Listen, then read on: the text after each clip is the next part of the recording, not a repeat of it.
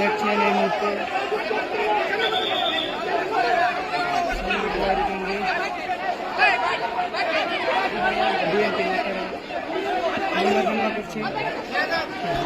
আমরা যে পোয়ারি কেন্দ্রে আমরা আসি আগে থেকে আমরা এটা ঝুঁকিপূর্ণ কেন্দ্র হিসাবে আমরা চিহ্নিত করেছি এবং সেই জায়গায় আসার পরে দানের শীষের ব্যাজ লাগিয়ে তারা লাইনে প্রার্থীদের কাছে ভোট প্রার্থনা করছে এবং ভোট চাচ্ছে, জোরপূর্বক ভোট চাচ্ছে। এখানে আমরা প্রার্থী সহ আমরা যখন এখানে দেখি, দেখার সাথে সাথে উনি এসে চুপ করে প্রার্থীকে ধমক দেয় এবং মানুষদের মধ্যে একটা ভীতি সঞ্চার করে, সৃষ্টি করে এবং বাহিরে তারপরে বলে যাওয়ার পরে বাহিরে তারা লাঠি সোটা নিয়ে অবস্থান করছে এবং এবং এই ব্যাপারে আমরা আমাদের জনগণ জনমত সবকিছু আমাদের রয়েছে, কিন্তু আমরা তারপরে প্রশাসনের দৃষ্টি আকর্ষণ করছি যে আপনারা এই বিষয়টা লক্ষ্য করুন।